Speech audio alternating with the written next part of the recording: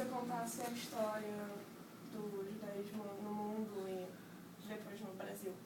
Vamos, na medida do possível. Bom, o povo judeu, nós começamos agora um ano novo nosso, 5.774. O ponto zero, quer dizer, o ponto de referência disso é da criação do mundo, desde que Deus criou Adão e Eva, 5.774 anos atrás. Embora, de acordo com a ciência, a gente escuta milhões, bilhões de anos, né? Mas nossa crença é de 5.774. Lógico que quando foi criado Adão e Eva não tinha judeus e outras religiões. Era o primeiro ser humano, ele não tinha religião, ele era monoteísta. No ano 2448 dessa contagem do zero, né? Aí foi entregue a Torá ao povo judeu no deserto do Sinai. Aí começou, podemos dizer, o judaísmo. Até lá existia monoteísmo. Abraham, havia no patriarca Abrão, a gente vê o Abrão, né? Abrão que está na Bíblia, ele difundia não o judaísmo, e sim o monoteísmo, difundia para as pessoas. Acreditar em um Deus. Talvez a gente tenha uma certa dificuldade. O que quer dizer acreditar em Deus? Todo mundo acredita. Nós estamos vivendo no ano 2013. Há 3.000 e poucos anos atrás eram aquelas crenças pagãs, o pessoal acreditava no poder do sol, da lua, etc. Então o Abrão, ele lutou muito para difundir o monoteísmo. Queria que as pessoas acreditassem que existe um Deus, nada disso de idolatria, etc. Depois começou o conceito do judaísmo, que aí já não é só o monoteísmo. Aí já temos vários mandamentos em hebraico chamado mitzvot, exclusivo para os judeus. Por exemplo, são 613, não vou falar os 613, mas dar algumas pinceladas. Temos as leis de kasher, o que a gente pode se alimentar ou não. Por exemplo, a gente não pode comer carne de porco, peixe só com escama, todos os frutos do mar são proibidos para nós, e sangue a gente não pode comer. Temos são as leis dietéticas nossas. O abate nosso tem que ser feito por um rabino, o abate do animal. Então a gente tem algumas restrições, muitas, não são algumas. Posso entrar numa coisinha? Sim. Que eu também, né? Por que só os rabinos podiam matar o... Na verdade, eu sou um rabino, alguém que sabe matar, não precisa ser diplomado rabino. Nem todo rabino sabe matar, nem todo mundo que mata é rabino. Porque não podia torcer o pescoço, não. qualquer coisa assim? É uma técnica que é com faca, cortando duas veias no animal. É uma técnica. Tem que saber. Tem que ter, só saber a técnica, não precisa ser rabino, é alguém que saiba a técnica. A faca tem que ser afiada de um jeito especial, é técnica, é uma coisa técnica. A pessoa estuda, aprende, treina, né? Aprende, não é difícil não. Não é muito difícil não. Não precisa ser um rabino, precisa alguém que... Diz que quando fazia de uma maneira a gente mata, o frango sente, né? Existe... E não é bom. Existe tem essa coisa. lenda, né? Que o animal sofre menos. Realmente, eles cortam a traqueia ou o esôfago, é morte instantânea. Embora ele se debate, etc., mas morte instantânea. Tanto nas aves como no boi também. Pois é. Eles imobilizam o boi e cortam com uma faca o pescoço. E a faca tem que ser uma faca muito afiada, não pode ter nenhum dente, a pessoa que tem que saber afiar a faca, saber verificar a faca, isso são... Para não sofrer o animal. Podemos dizer que sim, podemos dizer, né?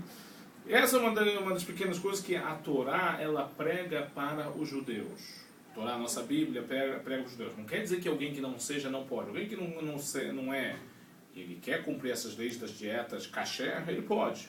Nos Estados Unidos tem muita gente que cumpre, não mesmo não sendo judeu. Mas nós judeus nós temos como obrigação. Então, com certeza, podemos dizer que o lugar principal da história judaica é Israel. Lá ocorreu, né, grande parte da história judaica. Interessante também que a história cristã também é Israel.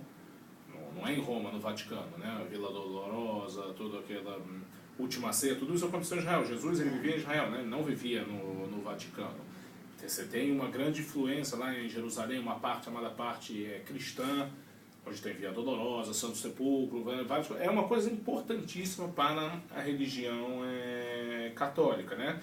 Mas a nossa história acontece em Israel até a diáspora, que tinha o templo em Jerusalém, o povo se espalhou depois da destruição. Hoje é difícil se encontrar um lugar onde não tenha judeus.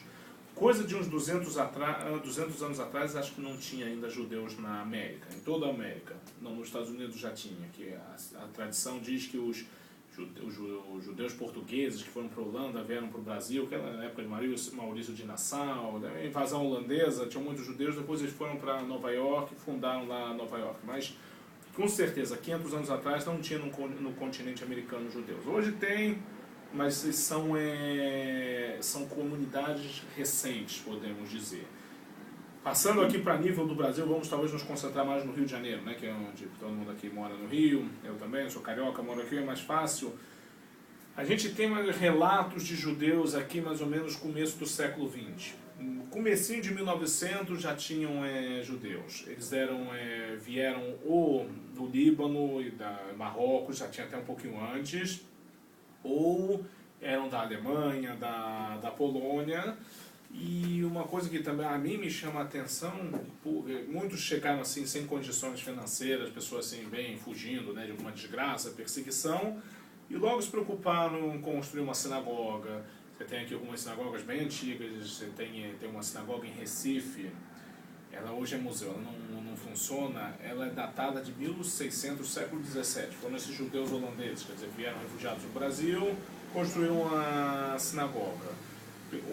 A gente vê que na escola de Sagres, das grandes navegações portuguesas, muitos judeus se destacavam porque eles tinham conhecimento da astronomia e era uma coisa assim, muito, muito útil para eles. Eles estavam procurando viver em terras novas, assim ninguém perseguia, que aí foi a Inquisição, eles eram muito perseguidos, então eles tinham uma certa tendência a ser marinheiros e vir morar num lugar novo, assim, tipo, podiam praticar a sua religião sem que ninguém incomodasse. Aqui no Brasil não sei se houve realmente Inquisição. Houve, que eu saiba, pessoas que foram daqui transportadas para Portugal e lá julgadas, mas queimado aqui mesmo, eu não sei se queimaram alguém. Negócio de Inquisição, 1500, 1600, não sei se chegaram a queimar, mas teve gente aí que foi acusado de praticar judaísmo, levaram lá para a Inquisição em Portugal e lá queimaram ele. Mas eu acho que Peru queimaram gente, aí tem que... A gente fala, ver os historiadores, eles devem estar mais por dentro, né? Mas, então, aqui no Rio, nós temos vários, os bairros onde mais tem predominância judaica, Copacabana, com certeza, né? Isso é onde você tem mais concentração de judeus.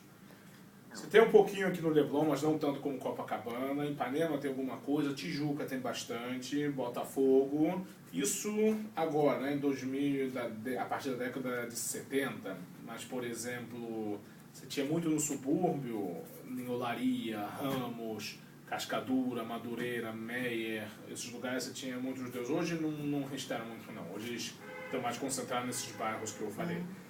E em geral eles tentam se concentrar numa sinagoga, né? Construir uma sinagoga, só que nós temos infelizmente um grande problema que é a frequência, a baixa frequência dos judeus na sinagoga. Infelizmente hoje em dia poucos frequentam, poucos realmente sabem as tradições, foi uma coisa que foi meio se perdendo. Embora nós temos escolas judaicas, temos aqui no Rio algumas, se bem que houve uma fusão entre elas, né? Elas se juntaram devido à falta de alunos, mas você vê que realmente tem uma carência nisso aí, né? Mas nós aqui na sinagoga do Lubavitch, nossa principal função é trazer o pessoal de volta, né? É um trabalho difícil, mesmo nada fácil, tem que trazer o pessoal, tentar, muitas vezes a gente não tem que esperar que o pessoal chegue até aqui, a gente tem que ir até a casa da pessoa para uma oportunidade, né, para tentar puxar a pessoa o máximo possível, né, para as origens. Mais alguma outra pergunta? Sim. Quais são as principais crenças da religião judaica? As principais crenças, você pode ter umas crenças mais abstratas. Acreditar em Deus, toda religião tem. Os católicos acreditam em Deus, os muçulmanos acreditam em Deus, os judeus acreditam em Deus, mas o que difere, o que a gente pode enfatizar, que não adianta só ter a crença e só no coração, tem que ter na prática, que é o cumprimento dos mandamentos da Torá. Como o kasher que eu falei, guardar o dia de sábado. O dia de sábado a gente não pode, tem várias restrições, não pode acender luz. Inclusive, às vezes dá problema na época de vestibular, né, que cai prova no sábado, pessoas nossas querem fazer prova, às vezes tem esse problema. As rezas nossas, essas são as básicas, né? O sábado, o dia do sábado e as festas nossas, o kasher, a alimentação nossa. e as rezas. Esses são assim, o básico. Mas tudo é prático, não é só ficar em pensamento, reflexão. Tem na prática. Sim. Quais são os valores mais importantes? Valores mais importantes do judaísmo, ele preza muito o conceito da vida. A tal ponto que em questão de vida ou morte, não tem esse negócio de dieta, quer dizer, a pessoa precisa, em questão de vida ou morte, precisa um remédio, alguma coisa, ou por exemplo, nós vamos ter agora, sexta-feira agora, dia 13, na verdade, 13 esse ano, mas não uma criança aí, né, que o pessoal tem 13, mas essa sexta-feira, 13 de setembro, é o dia do Yom Kippur, o dia mais sagrado do ano. Na verdade, o calendário nosso é diferente, o calendário nosso segue o calendário lunar, que sempre cai no dia 10 de Tishrei. Esse ano coincidiu 13 de setembro, tem outros anos que não é. Então esse é um dia realmente que a sinagoga lota, muitas pessoas vêm, mas contudo dizem por aí os censos que não chega a 50%. Juntando todas as sinagogas, não chega a 50% dos judeus. Então isso é um dia muito importante, um dia de reflexão, é um dia de jejum, não comemos 25 horas sem comer e beber. Para tirar os pecados. Não, mas não é só para tirar o pecado, não. Não adianta jejuar. Para tirar o pecado tem que ser uma decisão concreta. Se eu, por exemplo, faço mal a alguém, fiz mal a alguém, não adianta jejuar 10, 15 dias e está tudo bem. Eu tenho que pedir desculpa, mudar de atitude. Se eu, por exemplo, de vez em quando magoava alguém, tem que mudar de atitude, pedir desculpa e fazer tudo para não magoar essa pessoa. Mas nesse dia, né? Não, isso é o ano inteiro. Bom. Esse dia é o dia que você tem mais chance. Mas não é. Na nossa religião não tem pílulas mágicas. A pessoa jejua um dia, pronto, ele está perdoado. A gente teve a quinta-feira passada, dia 5 de setembro, uma cerimônia aqui na praia do Leblon, juntou umas 600, 700 pessoas. Chamado Tashri, que faz na praia, é simbólico como você estivesse deixando os pecados, mas não adianta ir lá rezar, se balançar e continuar fazendo mal ao outro. É tudo um simbólico, não para a gente se conscientizar que tem que melhorar, né? Mas é isso que muito... É como o católico vai ao padre para confessar. Se confessar. Acho que adianta se ele confessa e continua fazendo. É. Né? Tem que confessar.